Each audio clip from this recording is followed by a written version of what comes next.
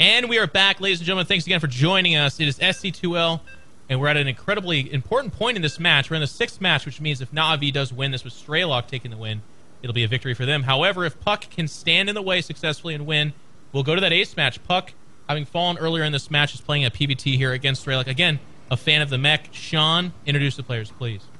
Oh, baby, down in the bottom right-hand corner. He loves to go mech on this map. I think it's going to happen. I hope it's going to happen. My fingers are crossed. My toes are crossed. My eyes are crossed. Yeah. But I also own the comic book Crossed. It's from Team Na'Vi. It's Straylock. Yes! In the top left-hand corner, I would say has a little bit of the ROOTGaming creative flair. Always backs it up with solid stableness. But you know it's going to be something kooky. It's going to be ROOTGaming's Puck. Puck, a much bigger fan of the PVT matchup, has been quite successful in here, scoring some pretty big wins. I know that fairly recently, in a smaller online tournament, Puck actually took several games off of Polt and even won a series, advancing to the finals of that tournament before eventually succumbing to Polt. But the point is, Puck is quite strong in this matchup. That being said, though, I would imagine that Puck and Straylock have not crossed paths too many times, and playing mech does mean, and I know that you've heard us talk a lot about mech, but let's be honest, Straylock's a pretty big fan of it. It means that you have less practice against mech. Not a lot of people go that style. Yeah, that's one thing that... there's like two angles to doing something unorthodox. It's always fun to surprise people where you can feel how unprepared they are, but that's not enough. You have to have some super stable underpinning to the build. I mean, for every one game where you watch Straylock and go, wow, I've never really seen mech. Oh, baby, it looks like he's definitely going to do it. He's going gas on 15. This is going to allow him to go both Expo and Factory at the same time. But, yeah, I mean, for every one game you see Straylock beat his opponent who's unprepared in WCS. Right. There's about 200 games of Straylock meching in practice. Right. Fixing everything. That point cannot be understated. I mean, Straylock will do this in his custom games and his ladder games, so he's experienced in mech a lot. But as Sean just said, every single time he faces someone who's playing or is playing against Straylock's mech, that might be their one game against mech or 2 game or 3 game against mech in the last month. It's actually that uncommon in the TVP matchup. I will say this, it's more common than it used to be. In Wings of Liberty, mech versus Protoss was pretty damn impossible. But now in StarCraft 2 with those Hellbats, it's much more common. It's doable. Yeah, it's the solid unit composition needed. I mean, you had your Hellions that were very specialized, tanks that are still pretty specialized. The Thor, that thing is specialized, Jeff. This is quite a specialized unit. You didn't really have a nice move as part of the composition. Yep. But now the Hellbats filling it up. Hellbats making that army a little bit more mobile, can stand toe-to-toe with those Protoss armies that come there as well. I like that Straylock's actually scouting around the Proxy Oracle has become quite popular, especially given that a lot of these Terran players are looking for faster 3CCs, and it's not quite as common to make like defensive Widow Mines, whereas at the beginning of Heart of the Storm that was much more common, and Oracles were coming off of in-base play, which meant that they would show up at a time when there were a couple Widow Mines out, so it wasn't quite as successful, but in this day and age, Terrans are pushing the limits in terms of their econ play. So Straylock doing it safe. In fact, a little bit greedy even. He's actually not started a bunker, which is a little bit uncommon. Usually you do that even just for the Stalker. Oh, yeah. I mean, like, cutting the bunker is one of the classic signs of a player being a little bit too greedy. Yeah. I mean, you gotta get that damn bunker up fast, man. This is a little more reasonable in this day and age because Protoss is, like you say, cut every corner in the universe. Yep. I have the mothership core, so I don't need gateways. You know, it's like the common... Well, it's the easiest way to die, too, but still, most Terrans are cutting that bunker comfortably and really not getting a lot of losses as a result of it. Not as much, at least. That's for damn sure. Now, we do have a Hellion and a Widow Mine coming out. I think that's an interesting combination. It might... I wonder if it's a mistake, just because the one Hellion... Yeah, it's going to have great scouting. That must be what it's for. The Widow Mine, of course, again, very good defensively.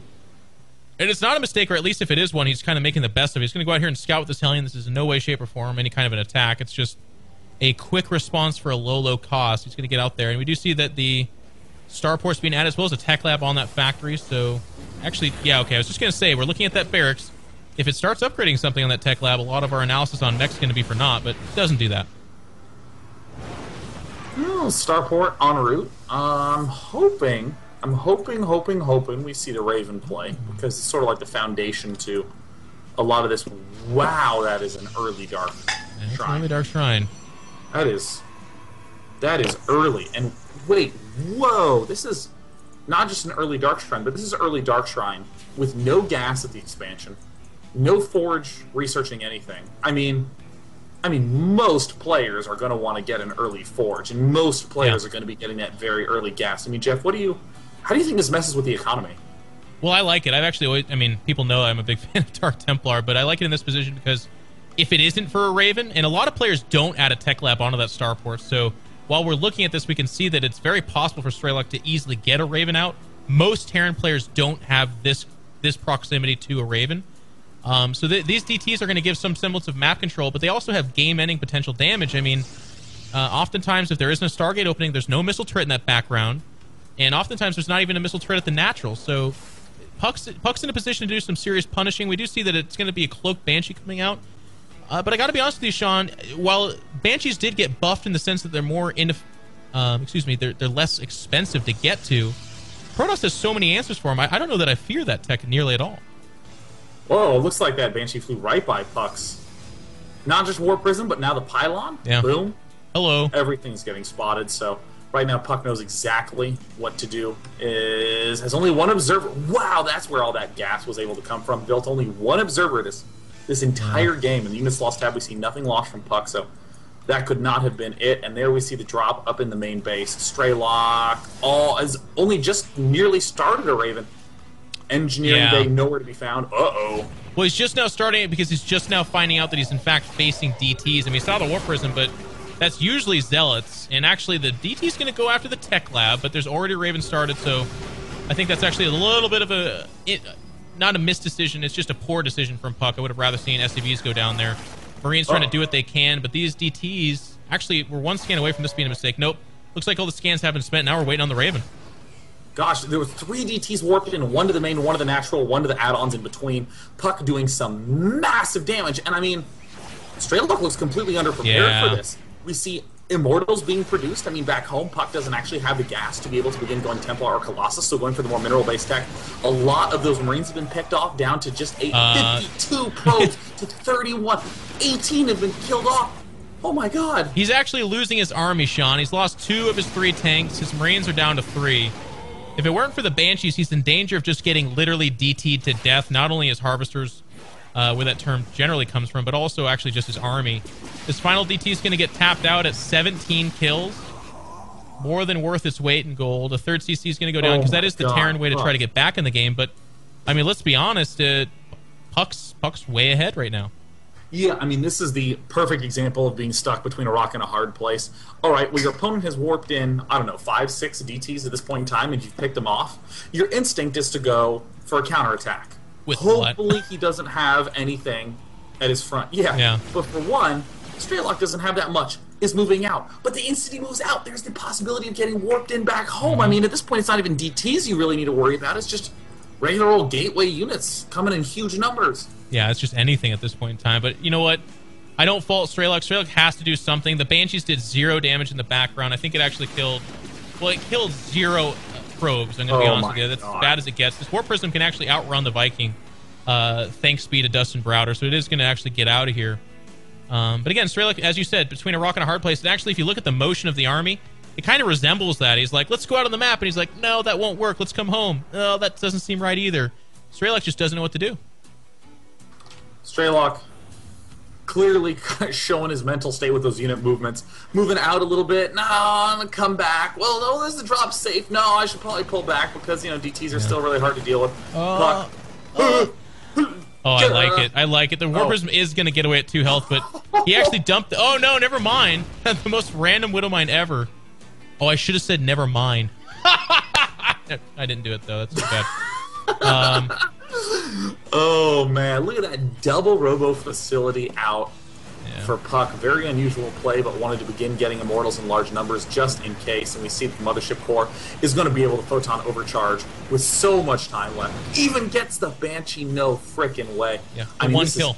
1 probe died.